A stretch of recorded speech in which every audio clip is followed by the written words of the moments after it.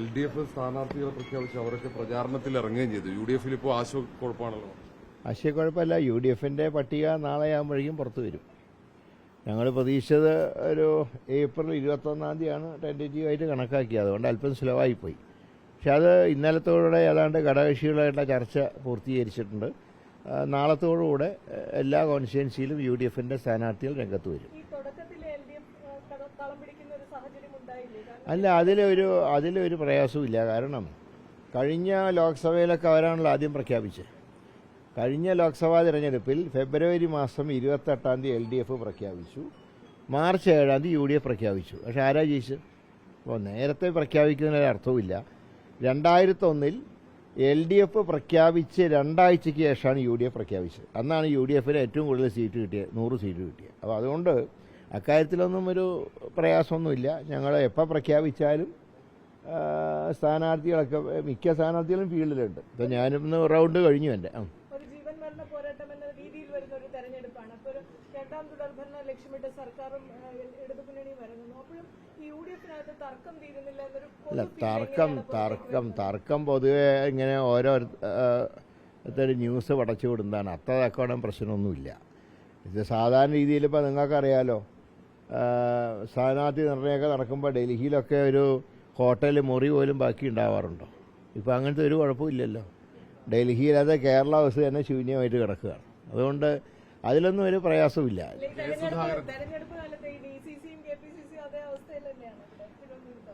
അല്ല, അത് പിന്നെ എല്ലാവരും ഫീൽഡിലല്ലേ. പിന്നെ ഇതിനാ DCCയിലും KPCയിലും എല്ലാവരും ആരും അവിടെ തങ്ങി നിൽക്കാൻ പാടില്ല എന്നാണ് പാർട്ടി കൊടുത്തുള്ള നിർദ്ദേശം. സുധാകരൻ 2 കൽപ്പിച്ച് മത്സരിക്കാൻ തയ്യാറായി നിൽക്കുകയാണ്. സുധാകരനെ സ്ഥാനാർത്ഥിയാക്കും.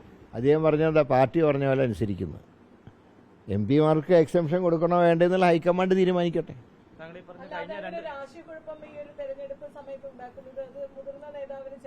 അല്ല, അതൊക്കെ അത്യാവശ്യം എല്ലാവരൊക്കെ എല്ലാ തെരഞ്ഞെടുപ്പ് കാലത്തൊക്കെ ഉണ്ടാക്കാറുണ്ട്.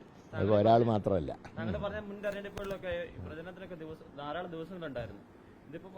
അതെ, അത് ഇന്നലെയാണല്ലോ എല്ലാവരും അതിൻ്റെ ഗൗരവം മനസ്സിലാക്കുന്നത്. ഞങ്ങളൊക്കെ വിചാരിച്ചത്, എല്ലാ രാഷ്ട്രീയ പാർട്ടികളും വിചാരിച്ചത് ഏപ്രിൽ 3 വരുന്നതാണ്. അങ്ങനെയാണ് നിങ്ങൾ റിപ്പോർട്ട് ചെയ്തത്. പക്ഷെ ഇത് എടുത്തു ചാടി ആദ്യം തന്നെ വരുന്ന ആരും കണ്ടു. അത് ആർക്കും തിരിച്ചടിയൊന്നും ആവില്ല. സമയം എല്ലാവർക്കും കുറവുണ്ടല്ലോ. പിന്നെ LDF സിറ്റിംഗ് MLA കുറച്ച് കൂടുതലുണ്ട്, UDF കുറവാണ്. അതുകൊണ്ട് ചില്ലറ പ്രയാസങ്ങളുണ്ടാകും. പുതിയ ആൾക്കാർ ഫീൽഡിൽ വരും. പക്ഷെ അതൊക്കെ ആ നിയോജകമണ്ഡലമായിട്ട് ബന്ധമുള്ളവരാണല്ലോ സ്ഥാനാർത്ഥികളായിട്ട് വരിക. അത്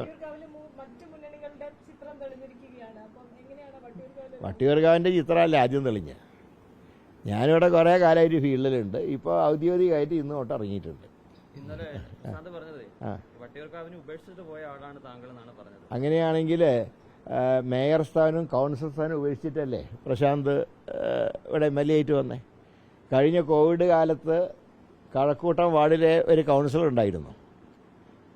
പിന്നെ K രാധാകൃഷ്ണനും AM ആരിഫും എല്ലാം നിയമസഭയിൽ നിന്ന് ലോക്സഭയിൽ പോയതാണ്.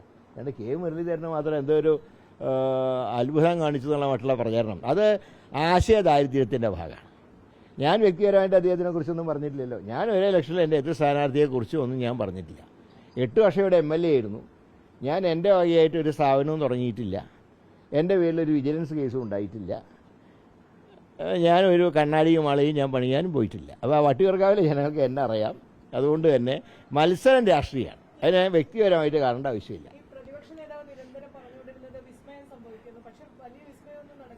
അല്ല, വിസ്മയങ്ങൾ നടക്കുന്നുണ്ടല്ലോ. നടക്കേണ്ട വിസ്മയം നടന്നല്ലോ.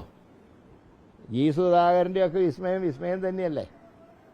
ഓരോ സ്ഥലത്തും വിസ്മയം നടക്കുന്നുണ്ട്. അതിൽ വലിയ കുഴപ്പമൊന്നുമില്ല. നടക്കാൻ സാധ്യതയുണ്ടോ? ഇനിയിപ്പോൾ വിസ്മയമൊന്നും വേണ്ട. ഇനിയിപ്പോൾ 3 ആഴ്ചയേ ഉള്ളൂ.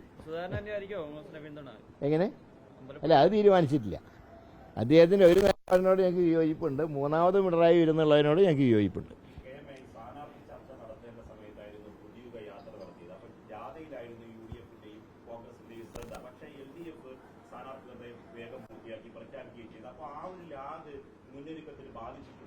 ഇല്ല, അതൊന്നും ബാധിച്ചിട്ടില്ല. ഞാൻ പറഞ്ഞല്ലോ, മുൻകാലങ്ങളിലും ഞങ്ങൾ ലേറ്റായിട്ട് പ്രഖ്യാപിച്ചിട്ട് ഞങ്ങൾ ഓടി മുമ്പിലെത്തിയിട്ടുണ്ട്.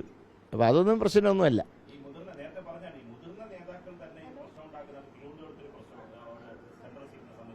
തിരുവനന്തപുരം സെൻട്രൽ സീറ്റിൽ പ്രശ്നമില്ല. അത് ഘടകകക്ഷിക്ക് കൊടുത്തു. ഞാൻ പറയേ, ഒരു മുന്നണി എന്ന് പറയുമ്പോൾ എന്താ, ഘടകകക്ഷികളെ കൂടെ ബാലൻസ് ചെയ്തുകൊണ്ട് പോകാമെന്നാണ്. ചിലപ്പോൾ പാർട്ടിയിലെ എണ്ണം കുറവാണെങ്കിലും തലപ്പൊക്കമുള്ള നേതാക്കന്മാരില്ലേ. ഇപ്പോൾ ലോക്സഭയിൽ കേരളത്തിൽ നിന്നുള്ള ഏറ്റവും മിടുക്കരായിട്ടുള്ള എം പിമാരിൽ ഒരാൾ എനിക്ക് പ്രേമേന്ദ്രനല്ലേ. അദ്ദേഹത്തിന് ലോക്സഭയിൽ അദ്ദേഹത്തിൻ്റെ പാർട്ടിക്ക് ഒരാളുള്ളൂ, പക്ഷേ അദ്ദേഹം ലോക്സഭയിൽ നിറഞ്ഞു നിൽക്കുന്ന ആളാണ്. അതുപോലെ നിയമസഭയിൽ നാളെ നിറഞ്ഞു നിൽക്കേണ്ടവരാണ് CP ജോണും ദേവരാജനൊക്കെ.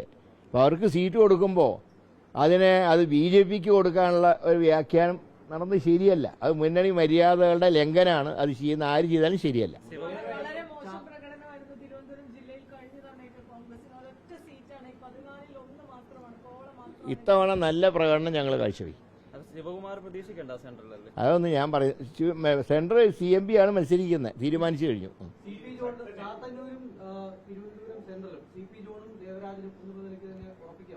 ഞങ്ങൾ ആ 2 സീറ്റും ദേവരാജന് അദ്ദേഹത്തിൻ്റെ പാർട്ടിക്കാണ് ചാത്തന്നൂർ വിട്ടുകൊടുത്തിട്ടുള്ളത്. തിരുവനന്തപുരം സെൻട്രൽ CMPക്കാണ് വിട്ടുകൊടുത്തിട്ടുള്ളത്. ആർക്ക്? അതൊക്കെ നാളെ പട്ടിക വരുമ്പോൾ അറിയാം.